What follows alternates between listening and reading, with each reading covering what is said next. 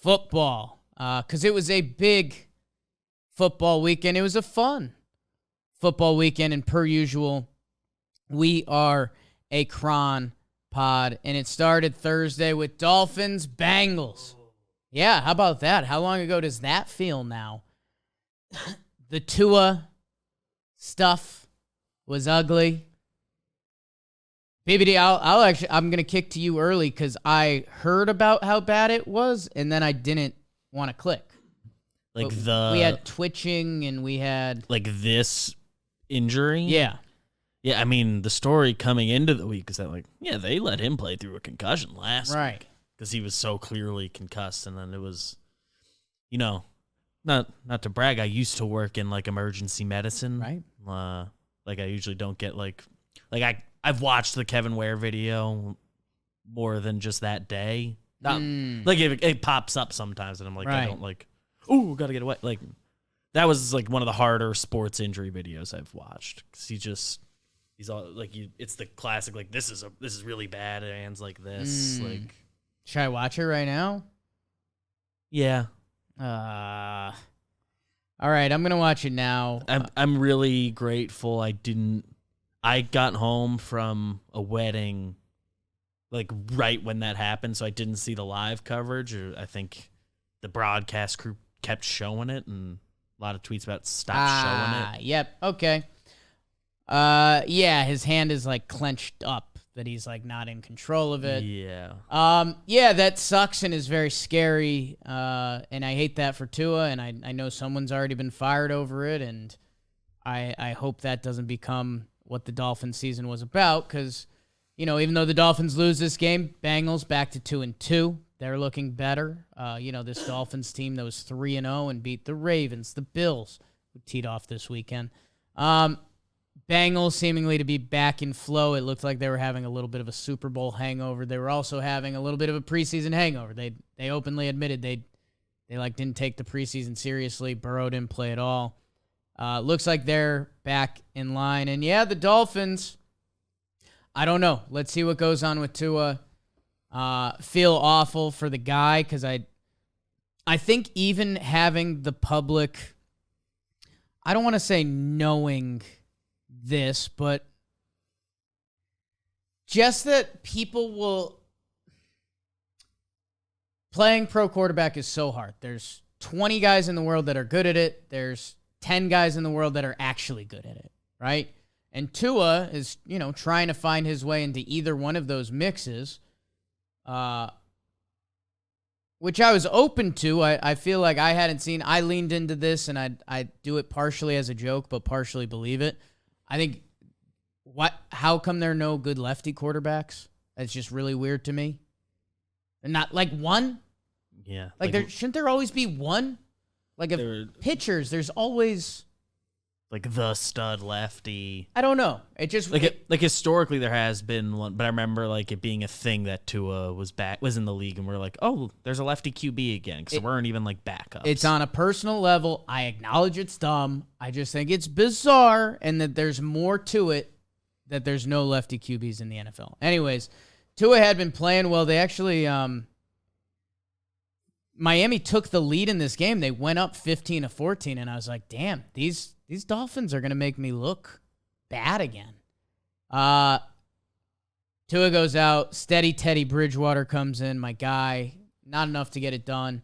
Bengals win, and yeah, I hate that it's going to be out there for Tua. I think people are going to, and maybe it is, and that would be really sad, but I think Tua can make any generic mistake, and now people are going to be like, oh, how's your head, Tua? And don't be that person. I will say, Tua is undersized, and when we talk about Kyler and kind of this future of quarterbacks, that quarterbacks have gotten smaller and more diminutive, there is much more of an injury risk factor going on. Look at the behemoth that Josh Allen is. When he gets hit compared to Kyler Murray, it's just different body types. And it wears on you. I mean, why is Cam Newton still not an elite NFL player? His body got worn down. Why are there no real running backs who are good over the age of 30? Your body gets worn down. So interested to see the next steps with Tua and the Dolphins. They get their first loss, and more so, like, just root for Tua to be okay, because that's some scary stuff. I didn't like watching that. Hey, trainers in NFL, don't let guys play if their head is hurt when they're so clearly. I thought we already did that. Like, Will Smith did the movie. I know there's a lot of it's a much stricter protocol than it used to be, but it's existed for long enough that guys know what to say to get back in, because players want to play and they got to figure out how to make that not happen. Yeah, you just have to be at the point where you can't have couch experts being able to be like, wait, isn't that the same guy who just had his bell rung and now all right, so that was Thursday. Entertaining game. I technically was right because I said I wasn't buying Bengals. Or I wasn't buying Dolphins yet, and Bengals look okay for a little bit. You can make yourself look okay at the DraftKings Sportsbook, an official sports betting partner of the NFL. I had a slow Sunday, and then I had a big Sunday late because I still have no idea why the Chiefs were favored. Why the Bucs were favored over the Chiefs. You can bet $5 on any NFL team to win and get $200 in free bets if they do. The same game parlays. You know what I did? You know what a teaser is, BBD? Teaser. So you take two bets. Sometimes they line them up for you. I did it on my own. But the NFL does teasers where you get a certain amount of points. You get 7 points in either direction with the spread and the over-under. And basically, it's like a soft parlay that comes out to even odds. So I was able to lower the over-under in yesterday's game, I think was 48. So I lowered the over-under to 40 and took the over on that. And then the Bucs were favored by 2. So I changed that to the Chiefs plus 8.5. So my parlay, in theory, was Chiefs plus 8.5 and over 40. I was done at halftime. That was a sweet one. It doesn't always work out that way, obviously. But DraftKings makes it so easy to do bets like that or any other bets you're looking for. Pick guys to score a touchdown if you think you're in on that. I was going to say, we had our formula we fell into last year that we liked, where it was, drop the QB, take their over on minimum yards. Right. Pick a guy you believe in to score a touchdown, and kind of pick a winner or a spread you like, and you can rack up a real number if you got the hunch. Download the DraftKings Sportsbook app now and use promo code JOHNBOY. You'll get $200 in free bets if your team wins when you place a $5 bet on any football game. That's code JOHNBOY, only at the DraftKings Sportsbook, an official sports betting partner of the NFL. Minimum age and eligibility restrictions apply. See show notes for details. Let's go through Sunday, which started early, and it started across the pond as the Vikings played the Saints. Kirk Cousins and Andy Dalton facing off in London again. Insert joke here. Kind of an ugly game by the end of it. The Vikings seemed to be dominating, yet the Saints were in it, and you're looking at Kirky and Dalton and what's going to go on here. The Vikings do enough to win, and it's so funny, and it's such American/British BS, but the broadcast harps on it, and it's true how much they love the kicking side of football over there. It's ridiculous. And we also love it here, especially when the goalpost gets involved and it ends with a double doink.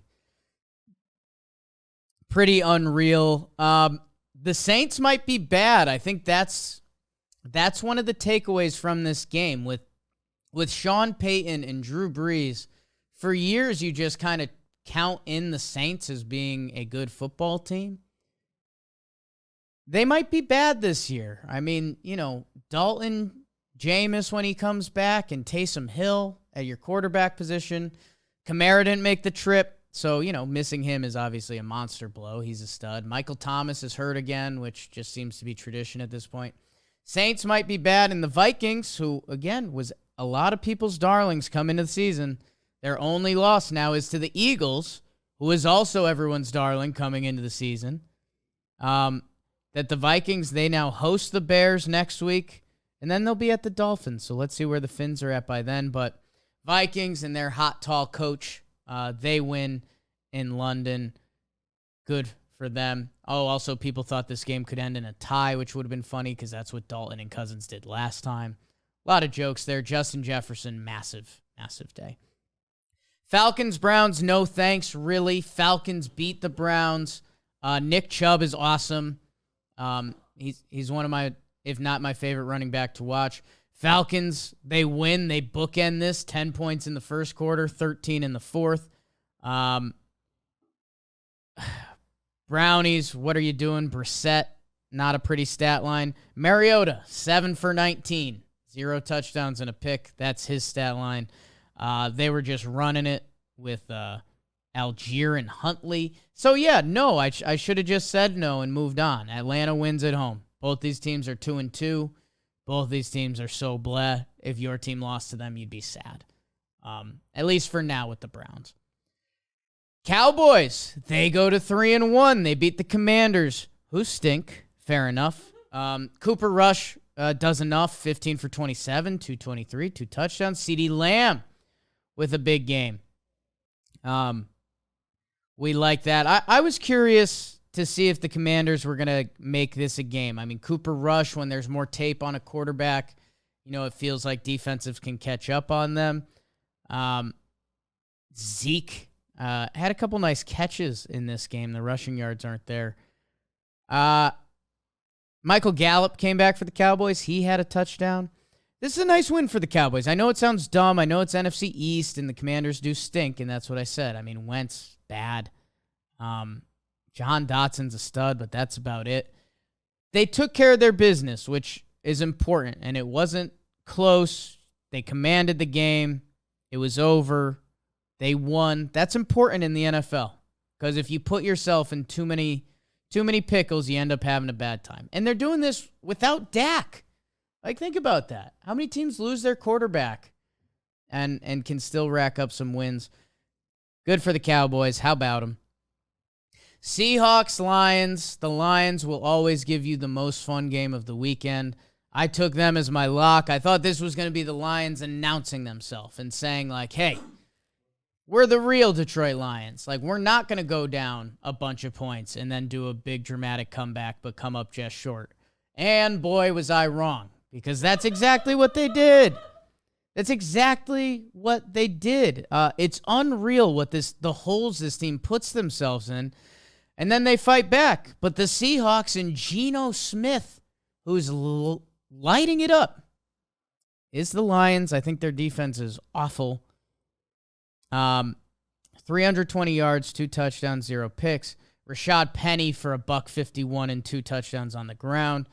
Jamal Williams ran for 108. TJ Hawkinson, how's your tight end? 8 for 179. DK Metcalf, 7 for 149. Looks like a Madden game by the end of it. 48-45 final. Seahawks win in Detroit. Detroit, just stop putting yourself in these massive holes and you can win these games. And maybe it's more their defense than we give credit to. Seattle puts up double-digit points in each quarter. 14-10, 14-10. It's a really bad formula. A really bad formula. Speaking of really bad formulas, the Colts digging holes.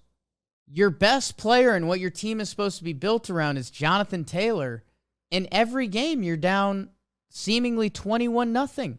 This time to the Tennessee Titans. Titans were 0-2. Facing the Raiders, 2-point conversion to tie it up. No good. They win that game. And then they go up big on the Colts. They start to blow it. And it's like, are the Colts, do they have some comeback formula in them this year that's fun? No, they do not. They are just such a disappointment and tough to watch. Just brutal, some of the mistakes and things they're doing on the offensive side of the ball. King Henry got loose in this game. 22 carries, 114, 1 touchdown. Titans are back to 500. Their division is so sloppy that I was ready to write them off, and it's like, no. Like, sometimes your division matters, and I think the Titans still may be the class of that division, which is a little gross. Speaking of a little gross but good, BBD's New York Giants. They beat the Chicago Bears. Saquon Barkley looking like we thought Saquon Barkley could look on the NFL level. And even some, I don't want to say comedy, maybe some moments of levity in this game as Daniel Jones goes out with an ankle thing. Okay, Tyrod Taylor comes in. He goes out. We got the Giants running some Saquon at quarterback. How about that? Some Wildcat from the boys. The New York Giants win. They are 3-1. The Bears are somehow 2-2, which is insane on its own level for what they're putting out there. I mean, this is just hideous. Justin Fields and Daniel Jones, their stat lines.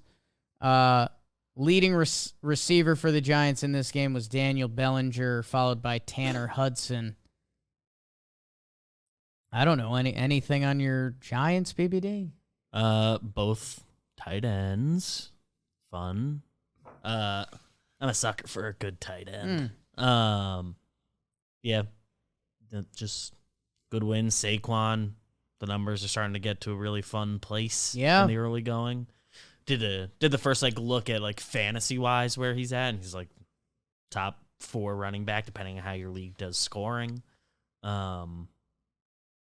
So yeah, that is the biggest bright spot. Although then you get into some big picture conversation well, he needs a contract, and so that's I kind of don't want to even think about. That's an off season thought, but hey, 3-1's 3-1. It's a bright spot for now, and the Giants are 3-1. Giants are 3-1, big bright spot. There's things to watch for, like Brian Dable a lot. And this game is one they, same formula, they lose every time the last 5 years. That's fair. If the Giants are normally in a game like this, you expect it to end up as a loss. They win. Even against the Bears. Yeah. Yeah. They have some good things going on too, but ugly football in the Meadowlands. Eagles, Jaguars. This was one of the fun in the first hit the alarm games this weekend because the Jaguars went up 14-0 after they had just won against the Chargers last week in dominant fashion. Okay. Eagles get punched in the mouth, and they punch back. They scored the next 20. They take a lead into the half. They end up winning 29-21. My guy Trevor Lawrence, as we're still getting some learning and growing pains out of him. 4 fumbles in this game. You can't do that. You can't do that. Miles Sanders, Eagles fans and Miles Sanders, that's a funny relationship. Even fantasy football owners and Miles Sanders. 27 carries, 134, 2 touchdowns on the ground. Hurts has his first kind of blah game. Bounces back a little bit, and the Eagles are 4-0. And they were down 14-0, and they come back and win. So that's impressive in its own right. A lot of people were trying to get their jabs in on the Eagles when they were down 14-0 to Jacksonville. And this is still a win for Jacksonville. I know diehard Jags fans probably don't want to hear that. But yeah, they host the Texans at home next week, the last winless team in the NFL. 0-3-1 for the Texans. It ends up being a win both ways.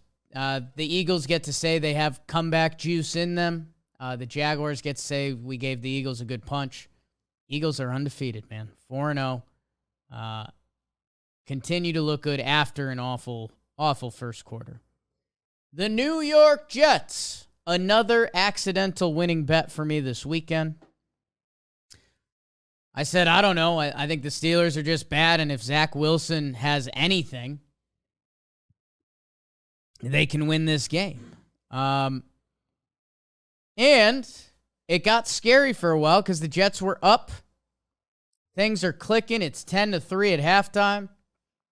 Who comes out but Kenny Pickett, the top draft pick for the Steelers, first round, the Pitt guy. He comes in. He QB sneaks a 4th and 1 on their own side of the field in his first drive. A little scary. He gets it. The momentum starts coming.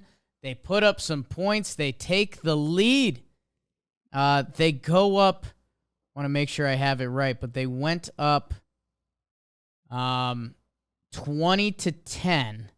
And so if you're the Jets, your offense, you're the Jets and you're Zach Wilson, your offense hasn't been clicking for a while now. Your possessions have gone punt, interception, punt, interception, punt, and you're down 10 points now.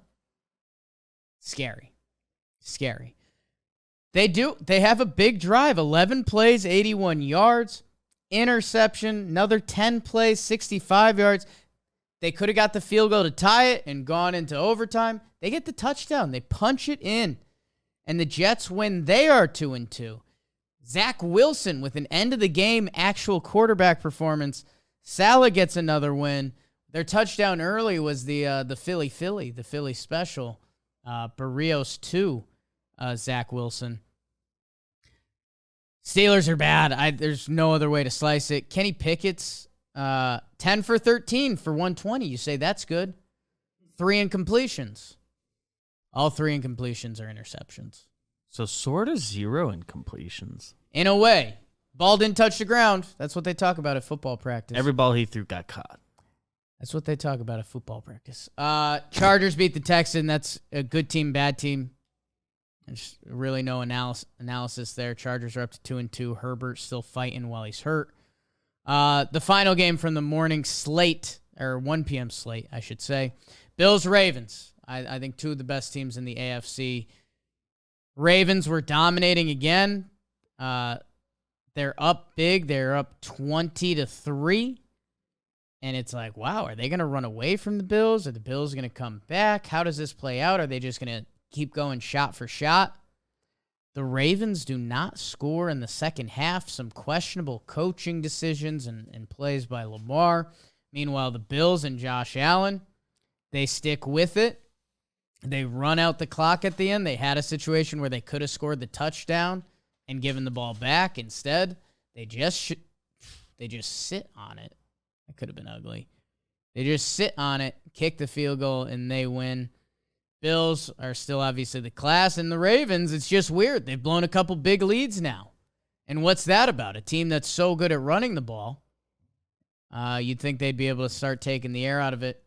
I'm not worried. I think Harbaugh is a good coach, and I think that the Ravens have done enough to kind of win these games. They have some questions defensively. I wonder if we see, I know the NFL trade deadline isn't really a thing, but I wonder if they add some secondary help, something like that. Mark that down as a little Jakey, no inside information, but a little hunch on something. Bills are really good. So are the Ravens. Huge win. That's going to end up looking like a good win for the Bills in Baltimore. Baltimore, what is you doing, baby? You're not about that life. The afternoon slate, my Broncos. Yeah. All of this adds up, right? They get beat by the Raiders 32-23. The offense looked a little better for the Broncos only because it had to. I'm not saying that in a good way. Again, that kind of had to. The Raiders, desperate for a win, desperate to keep their season alive in any fashion, and at home, even though it's a great Broncos crowd, it's not a great Broncos team, unfortunately. So, I don't know. I'm so unexcited about this team, which stinks because I was so excited about this team. Just picturing Hackett and Russ as the leadership voices on that team, it's not a winning formula. It can't be. I wouldn't listen to those two guys. Like, they've both become memes of themselves. So that's where I'm at. Good for the Raiders, but I think they have the Chiefs next week, so I don't know what it really means for them. Cardinals, Panthers. Panthers, stinky. I think they're going to go down as one of the NFL's worst teams this year. I think Matt Rule may be the first coach fired this year. Cardinals, good on them. You win an East Coast game. I challenged you a little bit, and I said if you want to be the version of the Cardinals, you got to beat these Panthers, and they did. They're 2-2. Panthers had a lead in this game. It was 10-3 at the half. Cardinals, big second half. They get the win. They're a much more talented team than the Panthers. But hey, it's on the road, NFL, West Coast team coming east. Good on them. still not buying Cardinal stock. If anything, I'm selling anything Panther and Cardinal. This one came out of left field. Packers-Patriots. Big spread in this game. Packers train seems like it's leaving the station. Hoyer show, and we even get Bailey Zapp, the young QB out of Western Kentucky, the 4th-round draft pick in 2022. And you're going, okay, Rodgers in Lambeau. There's no way, right? We're going to overtime? 24-24? New England, Green Bay. Green Bay's punting. Not buying. You're selling, Pop. Green Bay ends up getting the win, and they give big fist pumps. And, it's never easy to win an NFL game, and you do all that stuff to you. Little weird one here. I mean, Romeo Dubes with the big mistake, and we've got these young receivers that Rodgers and the crew has to coach up on the fly. I don't know. I mean, they still won, and their product is much better than that first game, and they're 3-0 since then. The Packers are going to be the Packers and be around. If you're the Patriots, I guess you're going to see some Zap and see what it's all about, but I don't know. Who do they have coming up? Are they going to run into some wins? They have the Lions at home, so they'll probably win that in a great game. And then they're going at Cleveland, and then they play the Bears and the Jets. So you could see the Patriots rack up some wins, and we'll do that Patriots are the Patriots, Belichick? Is this kid? I'm going to try to not get roped into it because I don't think they're a good team. And then it is capped off. Chiefs, Buccaneers. Brady gets his guys back. He gets Mike Evans back. He gets Julio Jones back. He gets Chris Godwin back. I think there's a lineman who came back. They really need some wins. Any team really needs some wins at this point in the season. A win over the Chiefs goes along. Yeah, at home versus the Chiefs, it was kind of like the Bucs are going to get the ship back going straight and be the Tampa Bay Buccaneers and Tom Brady and all that. The Chiefs, having lost to the Colts, I, again, was shocked that the Bucs were favored in this game with how poorly they've looked, injuries or not. Kansas City goes up big early. They roll. They look so good. Travis Kelce, I said maybe there was a chance. Everyone was wondering what this team would look without Tyreek Hill. My bigger concern was without Tyreek Hill, I think they could figure out and be fine. There's actually that counter argument that it's like, well, he's actually going to be looking at more receivers, blah, blah, blah. And there's some of that going on. I thought at some point Travis Kelce has to decline. He's 32 now. He's a big tight end. I think everyone has the image of Gronk in their head and how, quickly it kind of fell off for Gronk. Kelsey's still dominant and nasty, man. He is an absolute weapon. Andy Reid is a freak show and so funny. I mean, they had a backup tight end QB sneak on the goal line. Bucs just ran into a better team for right now. Maybe the Bucs get in more rhythm as guys are getting healthy and getting back. And Tom Brady, and hey, I think a 10-point loss to the Chiefs ends up not looking, super awful. Mahomes goes Superman for one play, and that was cool. Everyone likes that. Flicks it up in the air to Hilaire. The Chiefs are really good. I'm back on buying all the Chiefs Kool-Aid. I think last year they learned their weaknesses. We get excited. Media, fans, people get excited when you lose a player like Tyreek Hill. You're like, whoa, Tyreek Hill. I mean, how much they retooled their whole O-line. And that probably means a lot more than losing Tyreek Hill. But a lot of fantasy players and outside football people, I don't think you normally care. They are hosting the Bills in 2 weeks. I mean, start circling that one now. The Chiefs, that is. Bucks, you're going to be fine. I think the product is looking better. 0-2 at home. That won't continue. Falcons, Steelers, Panthers. If I could bet the Bucks to win their next 3 games, I would. So, Rams, Niners tonight. If you remember, the Niners own McVay. Shanahan owns McVay. So if this gets to you before gambling time, just remember that, whether you want to buck the trend or not buck the trend. Interesting tonight, and hope it lets you win your fantasy league. That's the football round the horn. I think I could do a quick comment of the day. I had it up. I lost it. Been there. Roman. Last time we talked NFL weekend preview, and we were talking about Mets and Braves seasons on the line. Man, my guy CJ Cable was in there a bunch of times leaving comments, and he was a throwback, especially when Ian Happ was in here. The Cubs, they're playing good baseball for a bad team right now. A lot of credit to Rossi and how that feels. Also, Chicago Cubs fans are some of the best in the sports, man. That ballpark was having a good time. Matthew Nauer didn't really talk any college football this weekend. Didn't really get into it. Sorry, but he said UCLA is 5-0. Their highlights are awesome. They're an electric watch. Okay. I'll top onto that. And then, of course, CJ in the comments, chop on. Yeah. Man, Braves fans were talking that talk, and they walked that walk, and why wouldn't they? Because they are the big brother. And by the way, Sam Emily decided to partake in Jake's Bet of the Day last week and won. Won this Friday, too. On a heater. Me and Kevin are just locking it up. And a lot of compliments on my fit, because that was my Oswaldo Cabrera necklace, jean jacket, Hot Boy Summer. So thank you guys for baking the algorithm. I know we have the new format on the YouTubes, and we're still messing with that. Same on the Potty Pods. But appreciate you guys as we mess around with it. And we're about to get into crazy season. Playoff season sneaking up. Maybe we'll have a full-blown playoff preview or something like that. We'll also have that on Talking Baseball and everywhere else. I don't think we're broing tonight. Bro is BBD. Wearing a nice hat. It's just his hair. TJ Hawkinson, a lot of fans. Yeah, Iowa. Stud. We've been waiting for the next tight end. He looks like he could be it. People, enjoy your week. Enjoy everything on John Boy Media. If you want Yankees stuff, it's a lot of playoff roster talk. Talking Yanks, Pinstripe Strong. Shea Station if you want to drink some tears or hear some fears or whatever else you want.